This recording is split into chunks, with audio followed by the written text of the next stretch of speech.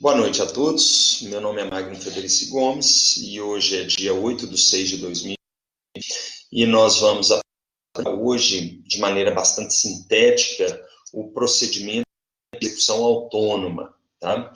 Eu informo a todos os presentes que vocês estão sendo gravados e que após o tempo dessa videoconferência, ela vai ser disponibilizada no YouTube para aqueles alunos que não puderam assisti-la.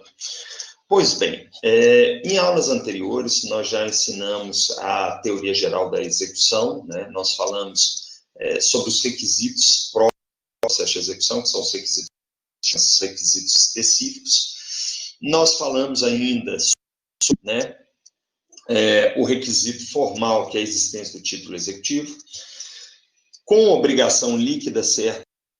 Falamos do requisito prático, que é a exigibilidade, que antigamente era chamada de inadimplemento.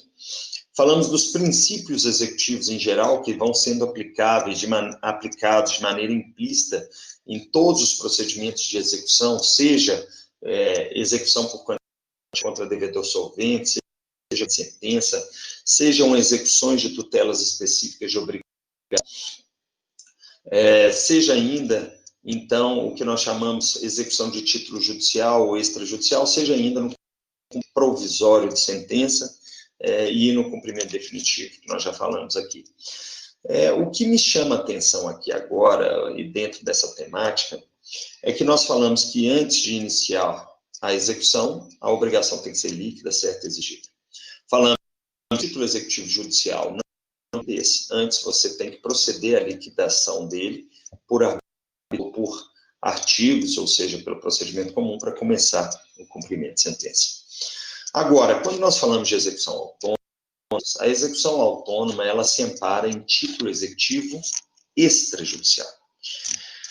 E nós não falamos ainda, mas o rol de títulos executivos extrajudicial está no artigo 784, que é um artigo bastante importante, ele é grande, tá? Teve uma alteração uma alteração substancial com o 2015, que trata o rol de títulos executivos extrajudiciais. Quando nós falamos de títulos executivos extrajudiciais, documentos formados por pessoas capazes, não é isso? Sem a intervenção de um juiz ou de um assemelhado, que no caso é o árbitro. Então, quando nós falamos dos títulos de crédito, ou seja, a letra de câmbio, a nota promissória, a duplicata, a debênture e o cheque, nós estamos falando de títulos executivos extrajudiciais. Para que o título executivo seja extrajudicial e ele tenha executiva, primeiro, ele tem que cumprir todos os requisitos do artigo 15784. E, além dele, os requisitos do artigo 783, que eu já mencionei para vocês. Ou seja, dentro do título, eu tenho que ter uma obrigação líquida, certo, e exigível.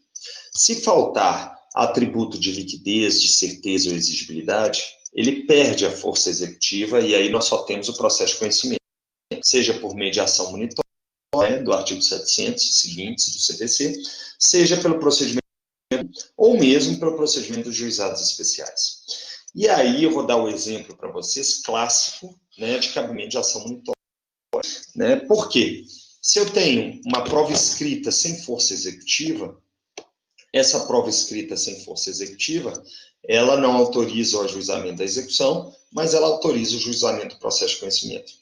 E aí a gente fala que o documento particular assinado por duas testemunhas executivo. Então nós estamos falando de contratos particulares, né, pelo devedor e mais duas testemunhas, que nós chamamos de testemunhas instrumentais. Tá claro, gente? E é por isso que a gente colhe a assinatura das testemunhas em todos os contratos que a gente costuma assinar, para outorgar a ele força executiva. E aí nós temos outros casos, escritura pública ou documento público assinado pelo devedor, tem diferença básica, escritura é feita em cartório de notas, documento público é aquele feito por servidor público.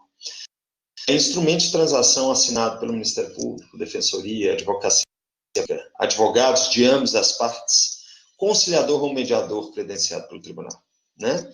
Então, aí, nós temos contrato de hipoteca, penhor, anticrés, isso tudo é título executivo extrajudicial. Seguro de vida é título executivo extrajudicial, em caso de morte. Agora, Se for, senhores, seguro de carro, a apólice não é título executivo extrajudicial. É uma apólice de seguro de vida.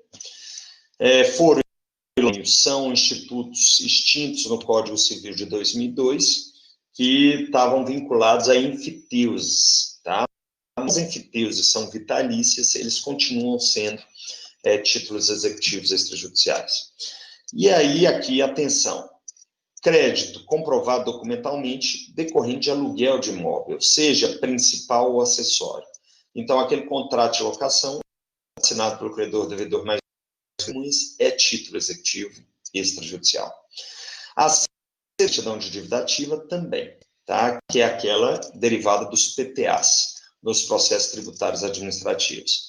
E ela um ajuizamento de execução fiscal da Lei 6.830, que nós já estudamos na época de recurso. Além disso, eu indico para vocês que as contribuições ordinárias e extraordinárias de condomínio edilício, né, então nós estamos falando de condomínio em prédios, é também considerado título executivo extrajudicial. E aí nós temos certidões expedidas por serventia notarial ou de registro relativa a valores de emolumento devidos aos cartórios. Tá claro, gente? Nós temos ainda outros títulos executivos previstos em lei federal, como a cédula de crédito rural, a cédula de crédito bancário, né? Mas aí eles devem estar previstos em leis federais E aqui eu tenho parágrafos importantes, que são cobrados em concurso público. O mero ajuizamento de uma ação para declarar inexistência de débito, tá, não impede que a parte credora ajuize a execução do título executivo. Então, no concurso entre processo de conhecimento e processo de execução, a mera existência do processo de conhecimento não obsta à execução do título executivo judicial, salvo esse caso de tutela provisória de urgência, né? Aí eu vejo a causa para atribuir o efeito suspensivo. Nós temos ainda, claramente, que os títulos executivos extrajudiciais eles não dependem de juiz de exequatur. Tá claro, senhores? E, finalmente, nós temos o seguinte: para que o título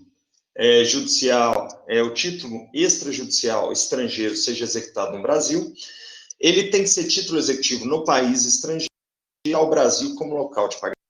Tá? E esse é o parágrafo 3º. Para eu fazer essa execução, simplesmente fazer a tradução juramentada do título executivo, comprovar que esse documento é título executivo onde ele foi emitido também, e indicar no título, né, que o local de pagamento é o Brasil. Então, bastaria isso. E eu apresento para vocês o seguinte: o artigo 785, ele é claro no sentido de que, se uma parte tiver título extrajudicial e não quiser ajuizar a execução e quiser ajuizar o processo de conhecimento, ela pode fazer isso, tá bom?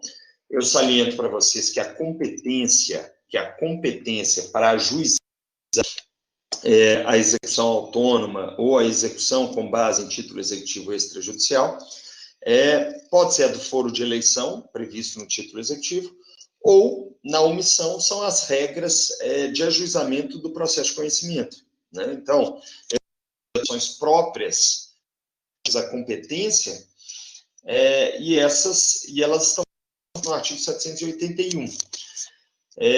Mas cada hipótese de competência, senhores, ela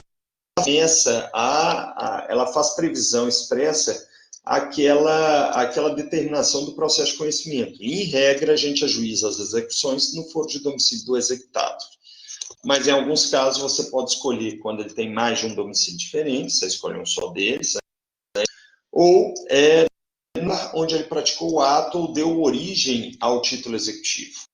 Né? Então, a gente tem que pensar se houver falta. Né? Então, se eu não tenho domicílio do executado, aonde eu vou ajuizar? No foro de eleição. Ainda, aonde os bens estiverem situados, e esses bens são os bens sujeitos à penhora executiva. Tá claro, gente?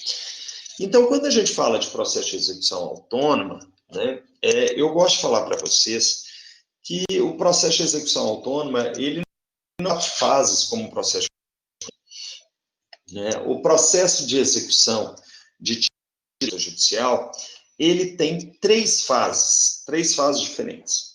E essas fases são a fase postulatória, onde apresenta as suas alegações. Ela tem a fase instrutória, né, ou preparatória, que é onde o juiz prepara para exercer aqueles atos subrogatórios, e ele tem a fase satisfativa. A fase satisfativa, né, é aquela que ocorre a expropriação dos bens, que eu já falei anteriormente. Tá claro? Eu já adianto claramente para vocês, né, que o processo de execução ele termina por sentença, sempre. E essa sentença é uma sentença diferenciada, porque ela está prevista no artigo 924 do CPC, que fala as hipóteses de extinção da execução, né? E aí nós temos essas hipóteses, né? Quando a petição inicial é cumprida, quando a obrigação for satisfeita, ou seja, pelo pagamento, quando o executado obtiver por meio a extinção total da dívida, ou seja, por compensação, por remissão, né?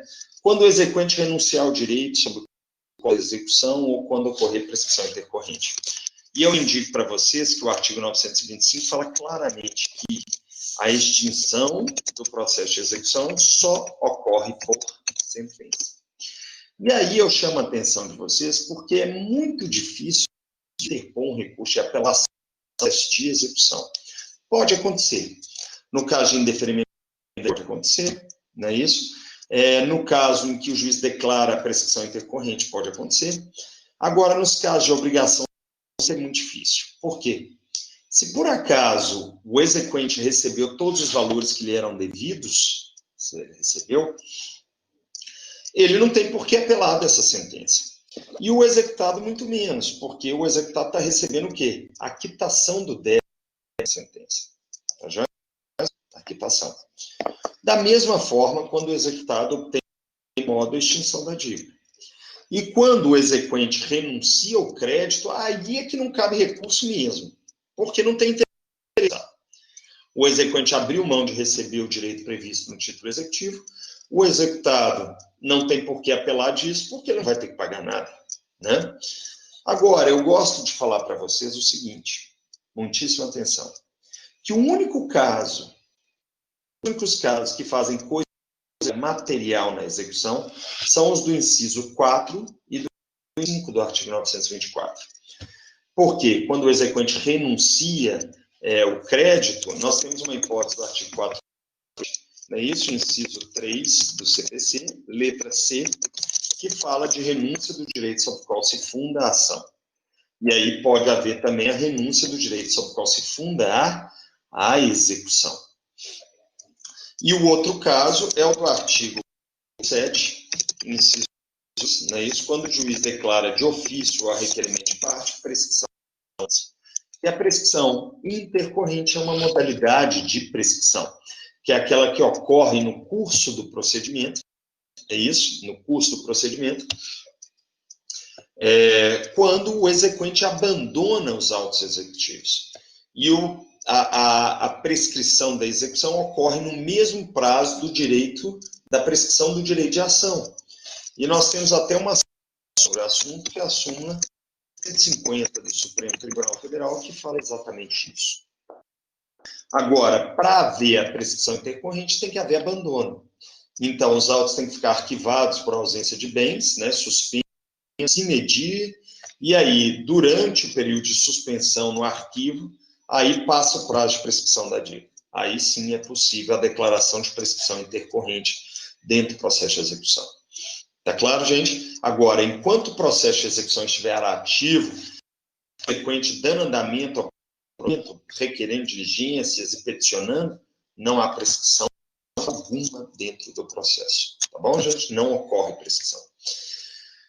Então, eu mostro para vocês que a sentença de primeiro ela é passível de apelação quando houver interesse processual. Só que as hipóteses do inciso 1, do inciso 2, do inciso 3, elas fazem conjugada formal.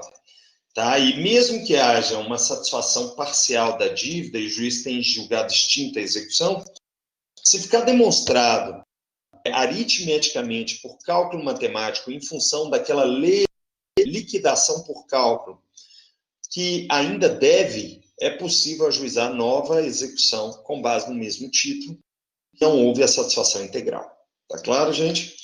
Mas isso você tem que demonstrar para o juiz que não há identidade de feitos executivos, ou seja, que as mesmas partes podem ser as mesmas, que o pedido é diferente ou que a causa de pedido é diferente. Então, vocês têm que demonstrar isso. Agora, eu saliento para vocês que no artigo 1000 do CPC, nós temos uma previsão expressa de que em qualquer processo de execução, seja cumprimento de sentença, seja liquidação, tá?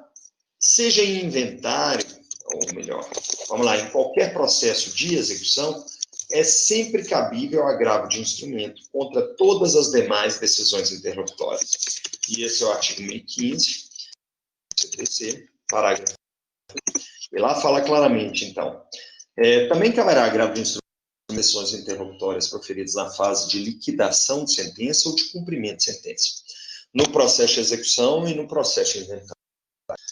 Eu chamo a atenção de vocês o seguinte: se, por exemplo, o juiz indefere uma substituição de bem penhorado, se ele indefere um reforço de penhora, se ele indefere uma redução de penhora, uma nulidade de penhora dentro do processo de execução, a decisão é sempre passível de agravo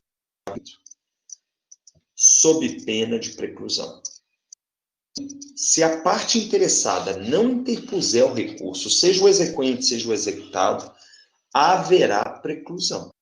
Então, você não tem alternativa de falar, não, eu vou impugnar em preliminar de apelação. Não, eu vou impugnar em contra-razões de apelação. Não é possível. Tá? Em execução autônoma, em cumprimento de sentença, em liquidação de sentença, o recurso é sempre agravo de instrumento. Tá? Qualquer que seja o teor da decisão. E eu relembro que em processo de inventário, que vocês vão estudar em processo civil 3, a partir do semestre que vem, né? E dito isso, senhores, então, apresentei o sistema recursal para vocês, então agora eu tenho que mostrar para vocês as fases do processo de execução, né? Então, basicamente, na execução autônoma, o processo de execução se inicia por petição inicial. Aí vocês vão falar, mas peraí, pessoal, no cumprimento de sentença é uma mera petição simples e etc. Não. No processo de execução autônoma, não houve participação do juiz na formação do título executivo extrajudicial. Então, ele vai se iniciar por petição inicial, tá claro? E vai se aplicar as regras do artigo 319, mais 320 do CPC, mais... Aí eu vou falar até aqui, colocar aqui, no que couber, o artigo 319 não vai ter pedido na execução, porque não tem sentença de mérito na execução autônoma. Não vai ter indicação de modalidade de autocomposição, porque ela é incompatível com o procedimento, né? Mas vai ter valor de causa, vai ter endereçamento, vai ter nome e qualificação das partes, indicação do CPF, CNPJ, fatos, fundamentos jurídicos do pedido, que vai ser a indicação do quê? Das condições, dos pressupostos processuais, requisitos do processo de execução, que é o requisito formal de certo exigido, e requisito prático, que é o inadimplemento ou a exigibilidade.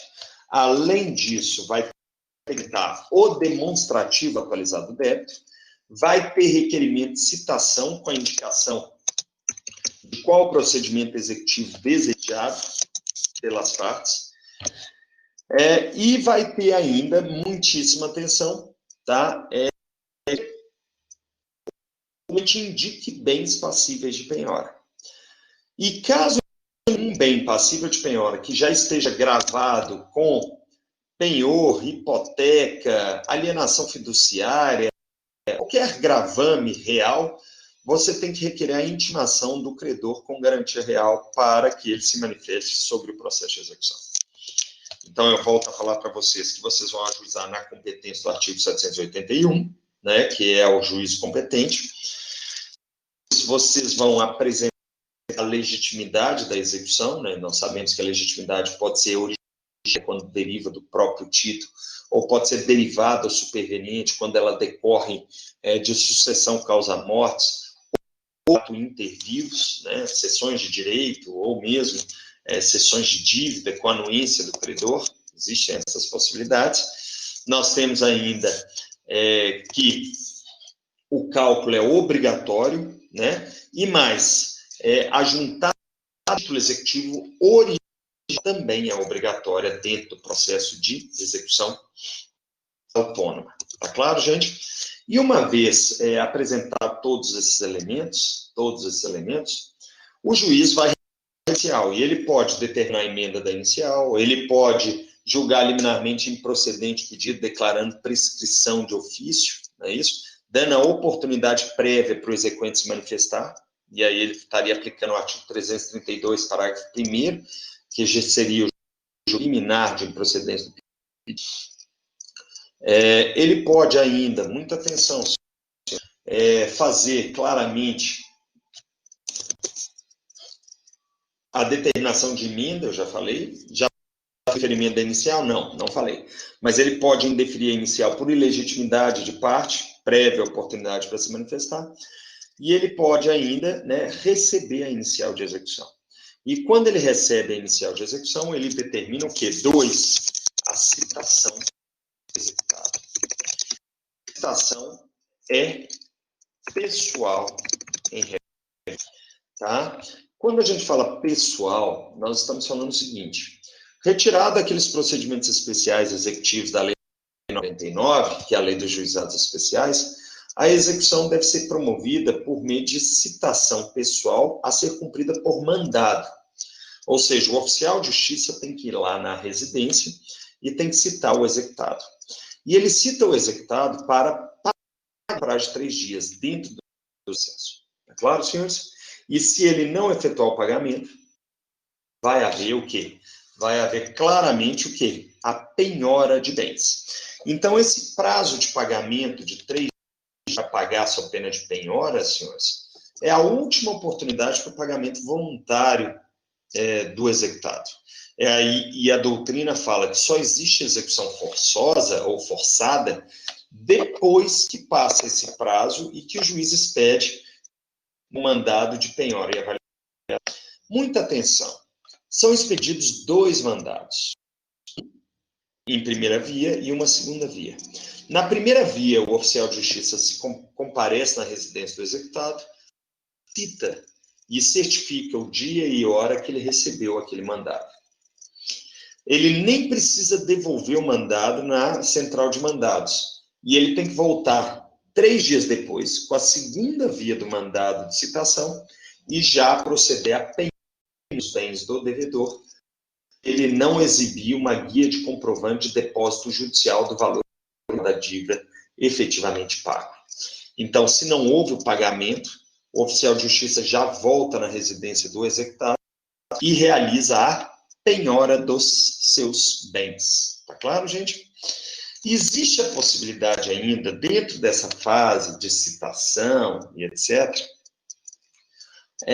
que seja feito claramente o que nós chamamos de arresto executivo. E o que é o arresto executivo? Ele tem uma previsão normativa, falha a memória, no artigo 830 do CPC, né? E quando o oficial de justiça não encontra o executado e suspeita de ocultação do executado, o executado ele vai arrestar todos os bens do executado que ele encontrar para o cumprimento integral da dívida. Certinho, senhores? É isso. E aí, o que nós temos? Né? Nós que, para fazer esse arresto executivo, ele tem que diligenciar pelo menos 2 vezes distintos, em 10 dias subsequentes, né?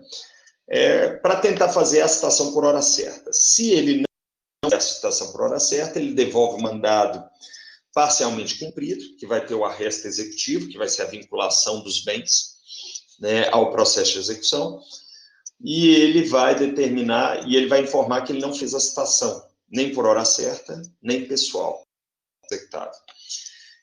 E o exequente vai poder requerer a citação por edital do executivo, né? Uma vez frustrada a citação pessoal e por hora certa. E vai poder pedir, depois de efetivada a citação por edital, ao esgotamento das possibilidades de citação pessoal, a conversão do arresto executivo em penhora. Tá claro, gente? Então, é isso mais ou menos que nós estamos falando. Eu chamo a atenção de vocês o seguinte, tá? Que uma vez que a citação válida do executado, o executado, no prazo de 15 dias, independentemente de asseguramento da execução, ou seja, independentemente dele pagar a dívida, ele vai poder se opor à execução por meio de embargos à execução, que a doutrina chama também de embargos de devedor. Tá? Os embargos de devedor é uma modalidade de defesa no processo de execução autônoma. Eles são por dependência aos autos da execução de título extrajudicial.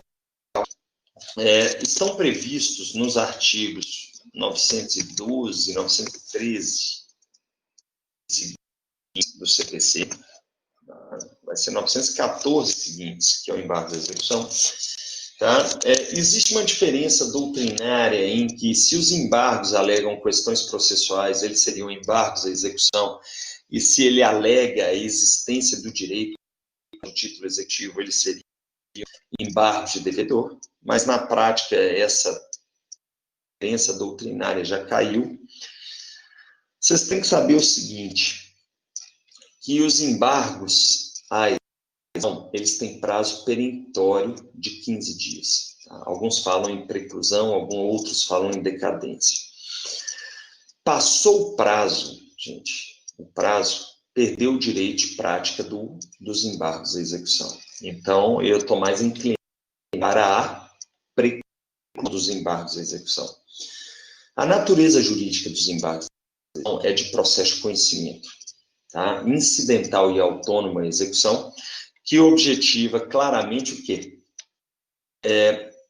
Se opor ao próprio processo de execução ou à existência do direito constante no título executivo. Saibam que nos embargos à execução não existe matéria de defesa limitada na forma do parágrafo 1º do artigo 520.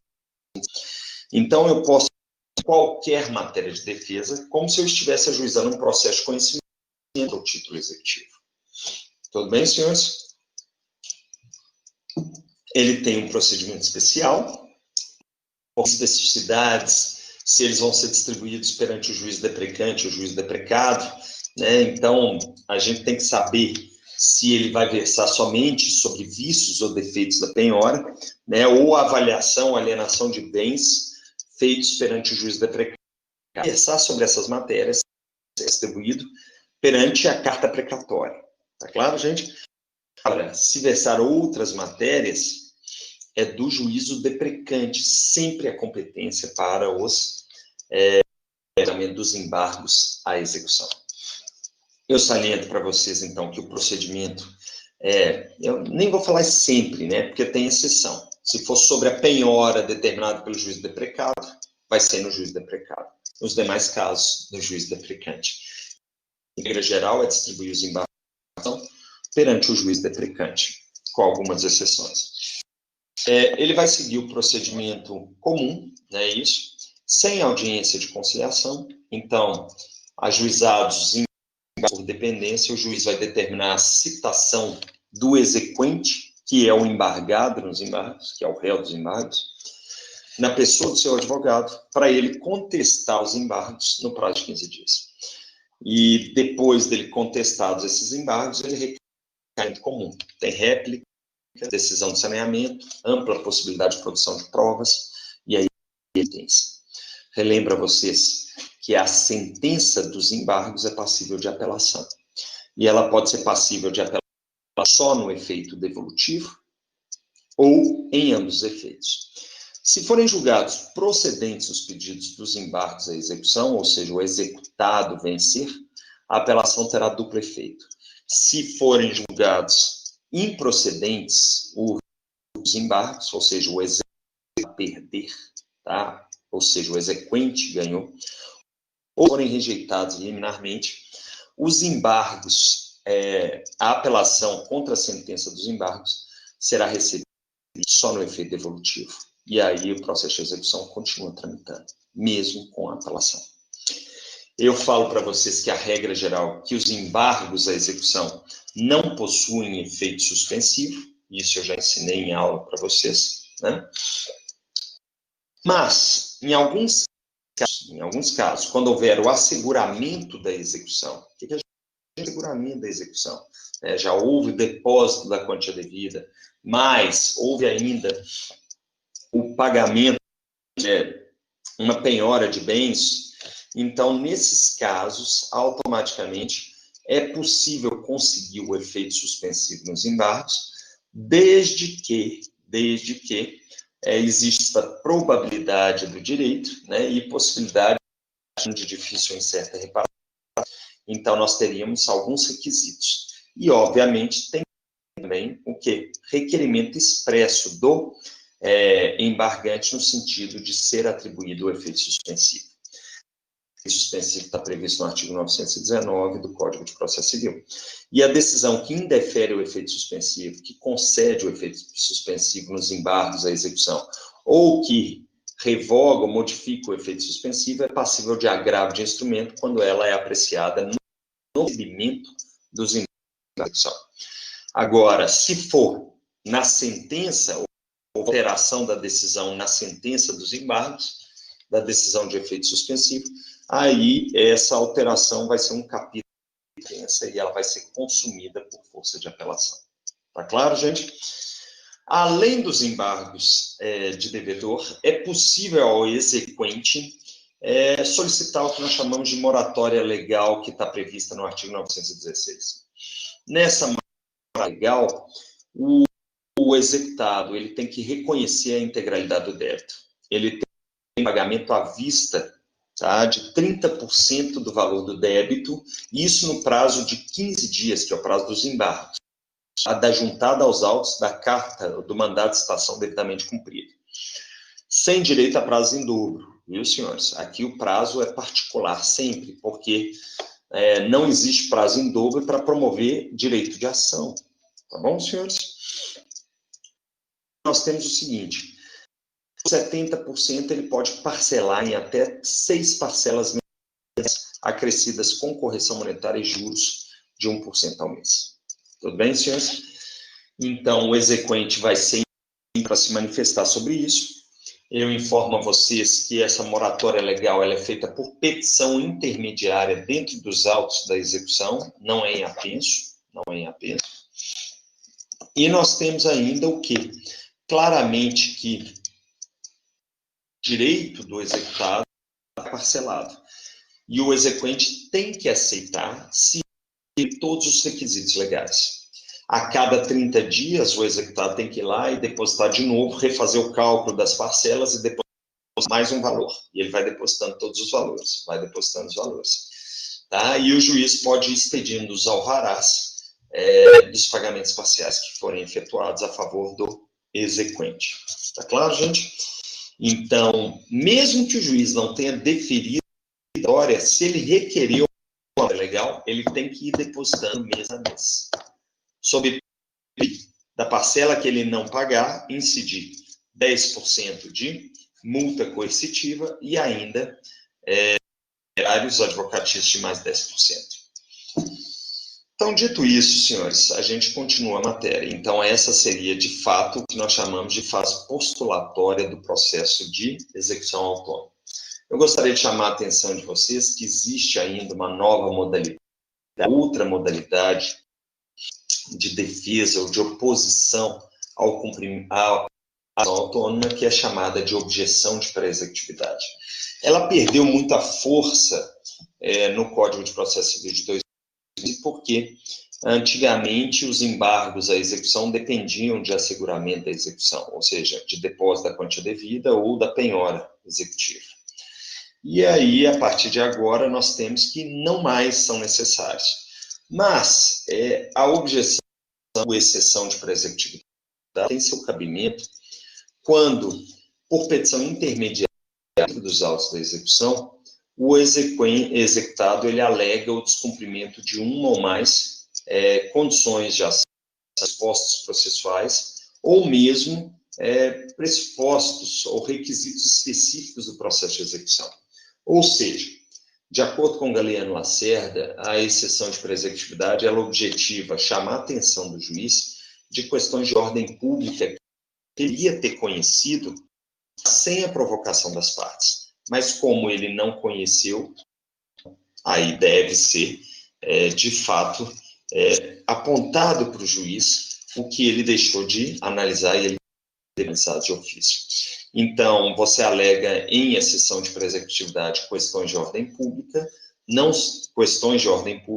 sujeitas à preclusão, e que o juiz deveria ter analisado de ofício.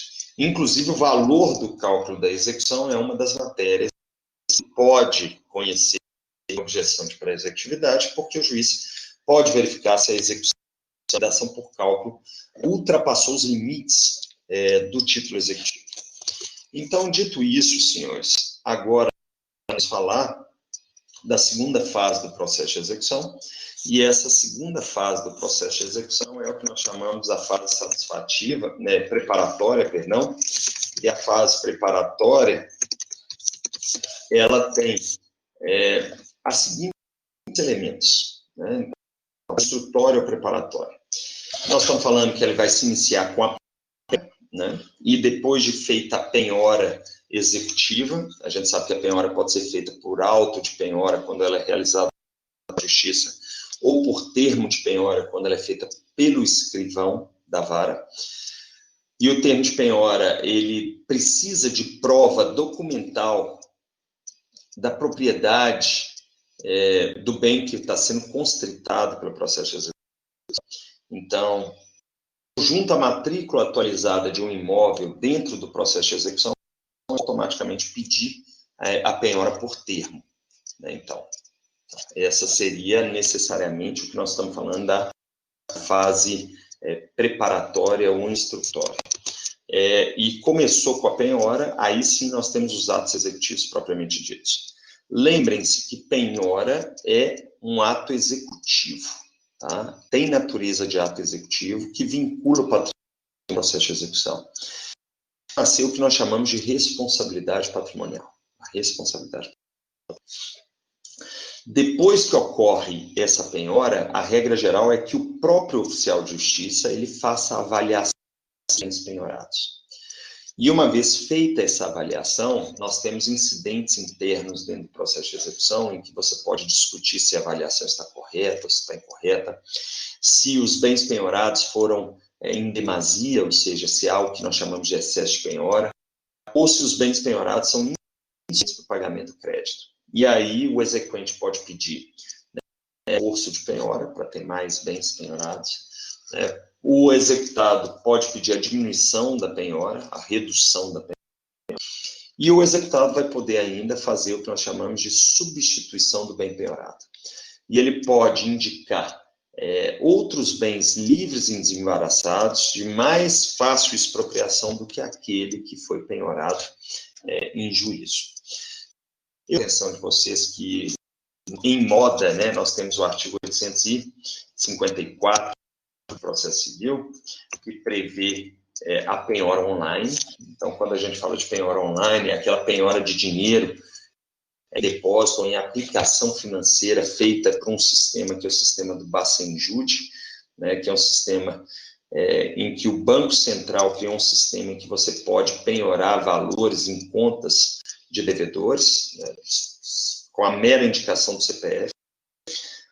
Não existe violação do sigilo fiscal e bancário com isso, porque é simplesmente do valor, e não há publicização de dados bancários relacionados com de pertença do devedor, então eu não vejo violação.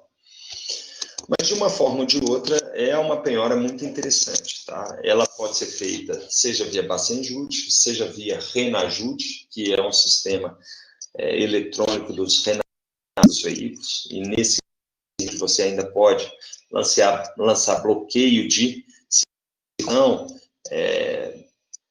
bloqueio de transferências do veículo, e tudo para tentar assegurar. E eu informo a vocês que em São Paulo nós temos um sistema eletrônico de penhora de imóveis, né? Porque os cartórios de registro de imóveis do Estado de São Paulo, então, pelo menos aí de São Paulo capital, já estão vinculados a esse sistema eletrônico de penhora de imóveis. Então, é muito, muito interessante, né? E essa penhora talvez seja um dos grandes problemas do processo de execução. E envolve o que nós chamamos de vicissitude do processo de execução. Se você ganha um processo de conhecimento e consegue penhorar bens, né, e o executado não tem bens passíveis de penhora, o processo de execução ficará suspenso, né, a partir daquele princípio de realidade da execução. É importante vocês saberem que 90% a 95% da população brasileira não tem bens passíveis. Então, esse defeito no processo não seria do próprio processo de execução, mas seria da realidade socioeconômica brasileira, que não deixa que o processo de execução seja mais vivo. E a partir dessas crises, né, ou dessa crise, dessa vicissitude, que é assim que é denominado pelo professor Humberto Teodoro, nós temos a criação, no artigo 139, inciso 4 do CPC, do que nós chamamos de medidas executivas atípicas, e o juiz de direito pode cercear ou restringir direitos do executado com o objetivo de induzir ao pagamento, né, ou ao cumprimento de uma determinada obrigação. Dito isso, senhor, o que nós temos na fase instrutória preparatória? Primeiro, a penhora. Depois da penhora, né, nós temos o quê? Nós temos a avaliação. Depois nós temos a intimação do devedor sobre a penhora, com a possibilidade dele apresentar o requerimento de substituição de bens penhorados. E depois que houver uma decisão interlocutória sobre o requerimento de substituição de penhorados, aí vai se encerrar, né, a fase preparatória ou instrutória. Salienta a vocês que se não houver requerimento de substituição de bens penhorados e não houver nenhum tipo de requerimento do executado sobre a penhora, né, o processo vai entrar mais rapidamente na fase satisfativa, também chamada de fase final do processo. Isso, senhores, nós temos mais. Nós temos ainda, chamamos de dessa fase final satisfativa. E quando a gente fala dessa fase final satisfativa, eu digo para vocês que dentro do processo de execução é importante vocês terem uma ideia de que é a fase do leilão, né, ou da expropriação dos bens. E dentro da expropriação, temos algumas modalidades de expropriação previstas no artigo 825 do CPC. Quais são as modalidades de expropriação? Primeiro, tem a adjudicação, em que você transfere a propriedade do bem penhorado a favor do exequente, né, pelo valor da avaliação. Tá claro, gente? Se por acaso o valor da dívida é maior do que o valor do bem, vai ocorrer essa adjudicação e o devedor vai continuar devendo o valor remanescente. Se por acaso o valor do bem que está sendo adjudicado é superior ao valor da dívida, então o exequente vai ter que depositar em juízo, né, a complementar para que seja feita a adjudicação. Nós temos ainda a alienação, e essa alienação do bem feita pelo juiz, ela pode se dar por alienação por iniciativa particular, que é aquela feita perante o mercado normal, mobiliário ou imobiliário, em que o juiz nomeia um corretor judicial para que ele faça a alienação desse bem perante o mercado normal. Ele vai receber a sua comissão, é claro. E nós temos ainda a alienação judicial, que é a alienação mais complexa, que é feita por leilão judicial. O leilão judicial é aquela que tem o maior número de dispositivos no Código de Processo Civil. O leilão judicial ele é precedido de publicação de editais para dar ciência a toda a sociedade de que aquele bem vai ser levado a leilão, vai ser levado à asta pública, né? A antiga praça era para imóveis e o leilão para móveis. No Código de Processo Civil nós só temos o quê? Leilão para imóveis ou móveis. E dentro dessa asta pública, o maior lance vai ganhar, vai ser o lance e ele vai ser o lance arrematante. Então, aquele que dá o maior lance na asta pública, ele vai ter que depositar de imediato o valor, né? E uma vez depositado o valor do lance, automaticamente ele pede para si a arrematação. Nós temos que, da dignidade da pessoa humana, não haverá arrematação por preço vil, né? Então, o juiz ele vai definir na decisão que determina o leilão judicial quais são os limites de arrematação ou os valores pelos quais não seria possível ele homologar a arrematação. E aí, se ele não fizer isso, a própria lei prevê esses limites. Eu chamo a atenção de vocês que a arrematação, adjudicação ou alienação, se o bem for imóvel, vai ser expedido carta de adjudicação, alienação ou carta de arrematação. E esse documento é o documento hábil para fazer a prestação do título no cartório de registro de imóveis e transferir a propriedade do executado para o exequente, no caso de adjudicação, para aquele que adquiriu o imóvel, no caso de alienação por iniciativa particular, e para o arrematante, que foi aquele que deu uma dentro do processo. E uma vez expedido esses documentos, né, a expropriação é considerada perfeita e acabada. Se os bens penhorados forem móveis, o juiz não expede cartas, mas expede mandados de adjudicação, alienação ou arrematação. E esse mandado, ele se presta a retirar o executado da posse do bem imóvel para entregar esse bem imóvel a daquele adquirente. Tá certo, senhores? Sem novo processo, no próprios autos de execução. Agora, se esses bens estiverem na posse de terceiros, aí, infelizmente, vai ser necessário o ajuizamento de um processo de conhecimento em terceiro, porque esse terceiro não é parte no processo de execução. Depois da expropriação propriamente dita, que está na fase final, nós temos a entrega dos valores, a entrega do dinheiro. E quando a gente fala de entrega do dinheiro, esse dinheiro é entregue a favor do né, e da expropriação sobrou dinheiro, esse dinheiro vai ser devolvido ao executado se não houverem penhoras no rosto dos autos. E o que é penhora no rosto dos autos? Sucessivos credores vão penhorando direitos naquela própria execução que já tem uma penhora efetivada. Por quê? Depois que pagou o primeiro credor, paga-se o segundo. E a penhora, a ordem de penhora, induz a uma preferência. Quem tem preferência é o lugar, aquele que penhora o bem. Não é isso, gente? Então, vocês têm que pensar esse dispositivo como um dispositivo mais amplo, um dispositivo que traz outros elementos normativos, que não apenas o quê? A vinculação do processo, do bem ao processo de execução. A penhora é algo essencial dentro do processo. E para pagar o credor, expedem-se os alvarás judiciais.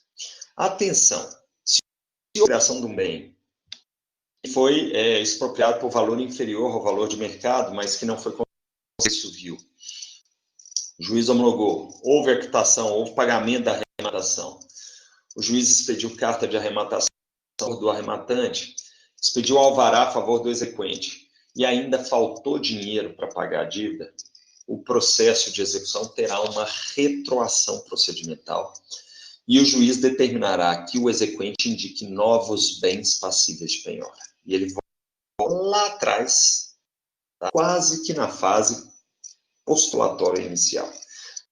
Não vai para a fase postulatória inicial porque já passou pela fase preparatória, né, ou instrutória. Mas o poder determinar a penhora de outros bens para conseguir satisfazer a integralidade da dívida, né, do executado.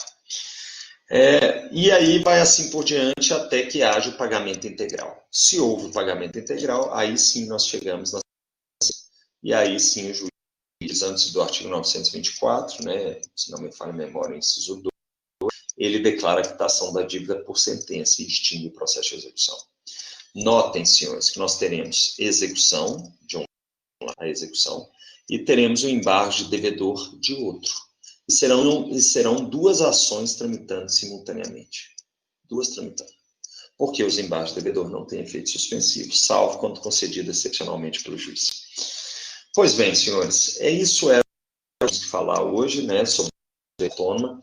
Foi feito um resumo da apostila para vocês. Tem outros importantes que, inclusive, caem no exame de ordem, mas que nós deixaremos para futuras aulas, como, por exemplo, fraude, a diferença de ineficácia da alienação de bem penhorado, né, a fraude contra credores, isso já caiu várias vezes no exame de ordem, então eu aconselho a vocês que façam a leitura atenta da nossa apostila nesse ponto.